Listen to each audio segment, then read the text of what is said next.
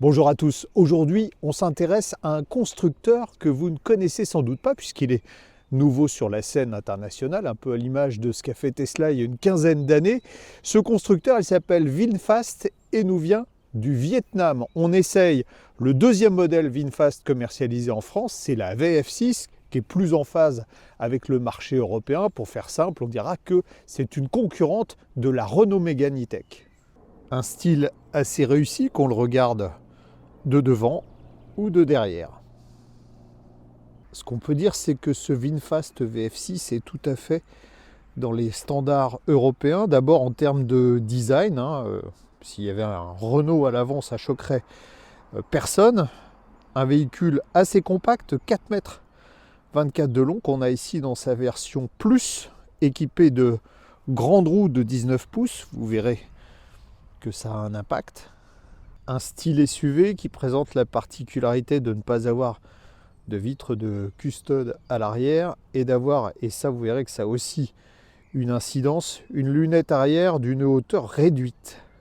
Puisqu'on est derrière, on va s'intéresser à un des principaux défauts de la voiture, c'est ça, un coffre somme toute assez modeste pour une voiture à vocation familiale, 423 litres seulement de contenance. En revanche, les passagers arrière sont assez bien lotis. On a de la place, une garde au toit qui est suffisante. En plus, on a sur cette version un toit panoramique vitré qui est proposé en série. Et vous le voyez, on peut vraiment voyager à 3 puisqu'il n'y a pas de tunnel central. On a un plancher plat à l'arrière. À l'intérieur, ça n'est pas vraiment une révolution en termes de présentation ou même de qualité de fabrication parce qu'on est limite dans les standards européens. On a des plastiques très basiques un peu partout, particulièrement là sur les poignées de porte, et c'est un peu rehaussé par ce faux cuir en vrai sky qui habille pratiquement tout l'habitacle. Le petit volant avec une jante assez épaisse et assez sympathique, mais pour le tableau de bord, c'est le seul truc sympa que je trouve, puisque suivant en cela Tesla, VinFast a choisi de passer par l'écran central pour absolument toutes les commandes de la voiture. Évidemment, c'est pas très ergonomique. On commence par la ventilation qui nécessite de passer par cet écran. Voilà. On peut quand même changer la température directement sur le bas de l'écran. Il faut passer par l'écran central pour les modes de conduite. On a Eco, Normal, Sport qui sont ici, mais c'est pas tout. Vous avez également la récupération d'énergie qui nécessite de passer par l'écran central. Encore plus critiquable en termes d'ergonomie, il faut passer par cet écran pour les commandes de rétroviseur. Et le réglage se fait avec cette commande sur le volant. C'est presque une tannée de désactiver les aides à la conduite. Il faut aller déjà dans les sous-menus. Ensuite, on a 2 onglets. Donc pour désactiver la reconnaissance des panneaux, c'est pas le pire, mais surtout l'avertissement de limite de vitesse, qui en plus est un peu fantoche. Voilà. Et ensuite, le maintien dans la voie nécessite aussi de passer par un menu. Un sous-menu, vous avez tout intérêt à le faire avant de partir parce que si vous devez le faire en roulant, c'est extrêmement dangereux. J'en profite pour faire une petite parenthèse, c'est que Euro NCAP devrait bientôt ne plus accorder 5 étoiles aux véhicules qui, comme celui-là, font passer toutes les commandes par l'écran central, puisque beaucoup de tests ont démontré que c'était beaucoup plus dangereux. On a 30% de risque d'accident en plus. Les seules commandes physiques sont ces touches piano pour la commande de la boîte de vitesse, et ici un bouton pour le volume de la radio, le verrouillage des portes et le warning. On a un petit espace de rangement sous la coudoir centrale, pas monstrueux, et puis un support pour smartphone ici. Malheureusement, pas de chargeur induction. Sur cette finition haut de gamme, les sièges sont à réglage électrique et la sellerie étant vrai bébé Sky ou faux cuir si vous préférez. Bon, c'est pas ça le plus gênant. Le plus gênant, c'est que elle est assez ferme. Cette version Plus a la motorisation la plus généreuse, hein, un moteur synchrone à aimant permanent. C'est une traction qui développe 204 chevaux et 310 Nm de couple. C'est pas mal dans la catégorie. Et côté batterie, évidemment, VinFast n'a pas développé ses propres cellules et fait appel au géant chinois CATL pour lui fournir la batterie. Une capacité totale de 59,6 kWh. C'est bien aussi dans la catégorie, ce qui devrait lui permettre, selon le cycle WLTP, de franchir les 370 km. Avec ce tableau de bord très dégagé, hein, très épuré, et puis une position de conduite un peu en hauteur, on a une visibilité panoramique sur l'avant qui est assez agréable.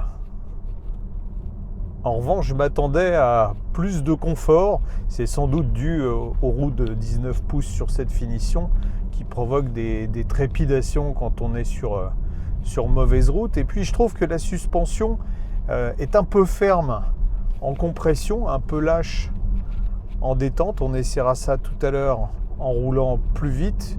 Dans tous les cas, on est assez loin de la référence qui est la Renault Mégane E-Tech en matière de compromis confort-suspension. Bon, là, c'est évidemment le cas de figure le plus défavorable, hein. On est sur une rue avec des pavés, avec des ralentisseurs, vous le voyez, c'est raide. Et en plus, ça rebondit quand on redescend, donc ce qui démontre bien que en détente, la suspension n'est pas vraiment bien tenue. Et là, sur les pavés, ouais, en plus le niveau de bruit à l'intérieur, on a plein de gris-gris qui apparaissent. Et ça, sur les véhicules électriques, c'est très dommageable parce qu'il n'y a pas de bruit de moteur. Donc le moindre grincement mobilier, tout de suite, il vous saute aux oreilles. Je ne sais pas si on entend bien, mais quand on est à faible vitesse, on a un son qui est émis par la voiture pour prévenir les passants. Attendez, on va redémarrer si la voiture devant veut bien accélérer. Voilà. Écoutez, assez bizarre parce qu'on a l'impression en fait que c'est un frottement. Je vous laisse écouter. Voilà, bon. Il y a un autre souci, c'est que la lunette arrière ressemble à une meurtrière et on voit vraiment rien dans le rétroviseur central. Heureusement, on a deux rétros latéraux qui sont assez grands, mais vous avez vu, pour les régler, c'est pas très pratique. On l'a dit, c'est pas très pratique à régler, hein, la récupération d'énergie. Et surtout, il n'y a pas beaucoup de différence. Là, si je le mets, vous voyez, sur désactiver, je lâche l'accélérateur, on est évidemment en roue libre. Mais si je passe au mode de récupération faible, voilà, je lâche la pédale d'accélérateur, vous le voyez avec la vitesse, là on a une décélération qui est presque insignifiante. Même chose si je mettais la décélération forte, on est loin des systèmes une pédale de certains concurrents. C'est assez étrange parce que les premiers tours de roue au volant, on a une sensation de lourdeur. Il faut dire que la voiture dépasse les 2 tonnes.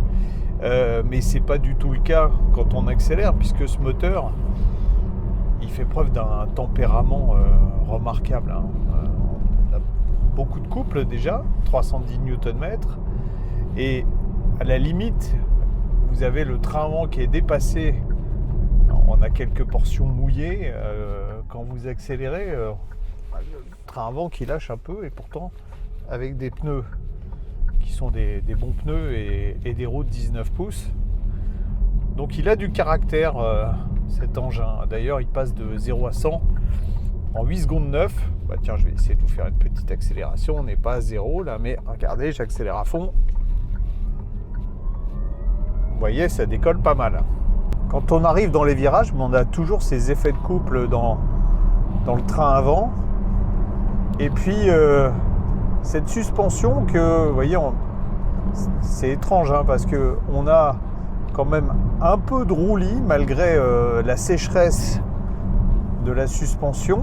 Et puis surtout, quand on a une grande ondulation en détente, on sent que la caisse est moins bien tenue. Bon, sinon ça tient la route, il n'y a pas de problème, hein. Mais vous voyez, des fois, ça se laisse un peu embarquer.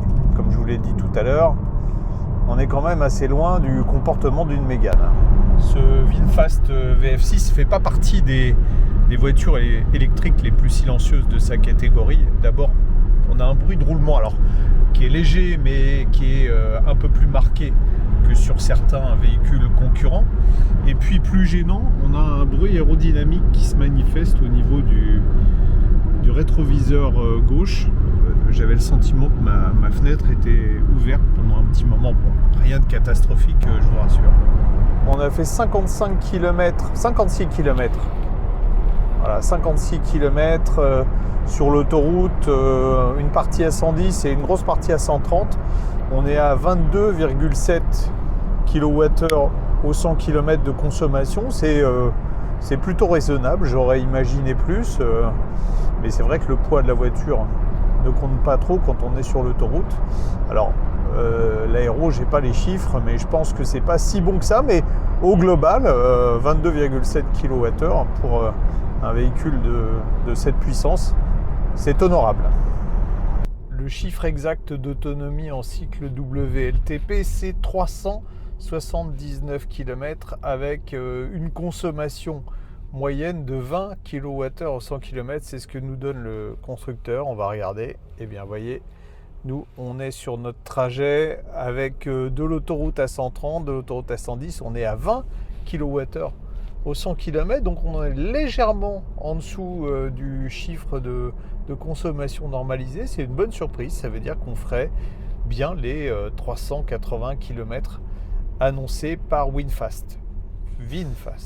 On va l'avouer, là où le VF8, le modèle précédent, est moins bon que la concurrence, c'est en matière de recharge, et le VF6 se rattrape. Tout d'abord sur cette version Plus, en courant alternatif, on grimpe jusqu'à 11 kW, donc on est dans la norme. Et puis surtout, en charge rapide, on va atteindre 100 kW normalement, mais, alors ça c'est d'après certains de nos confrères qui ont fait le test, on a une courbe de charge qui est très plate, ce qui permet de recharger en moyenne à un niveau très rapide. On fait 10-80% en environ 30 minutes.